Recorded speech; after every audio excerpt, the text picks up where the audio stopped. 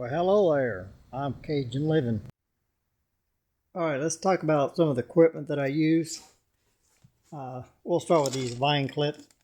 These are the vine clips I use. They're tan in color, UV resistant, so the sun doesn't make them brittle and break. They clip to the string right there. So you hold them up and then they hold to your tomato plant. Enough said about that. We'll move on to the net cups. Net cups that I'm using are 2-inch. See, they fit in the pipe beautifully. And the way I get them to fit like that is I get my 2-inch hole saw and my drill.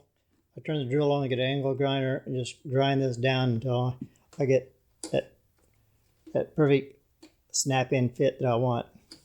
Because if I didn't do that, those lips on these net cups are very small, and basically when you put them there, they almost just want to fall through the pipe. So that was my cure. That's enough said about net cups. Next, we'll talk about the water pump. The water pump is an Eco Plus 264. Notice the feet. I notched the feet of the little suction cups on the bottom of the pump, and this is so when it goes down in the 55-gallon drum that's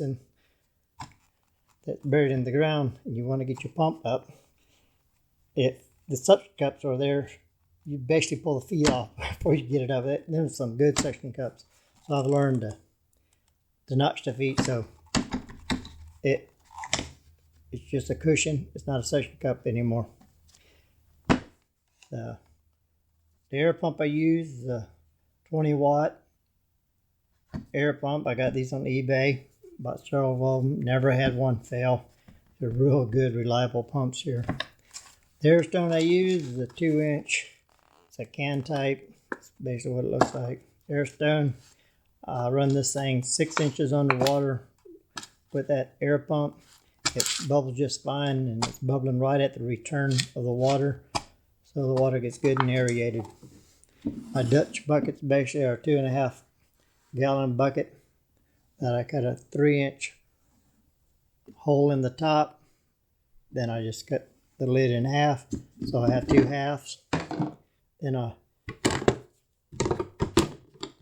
drill a hole in the bucket, put a bushing in, and put this stuff in just like you've probably seen on YouTube many a times. The only addition that I've done that I haven't seen is I put a real small angle there so the pebbles won't be able to go up the tube and back to my sump.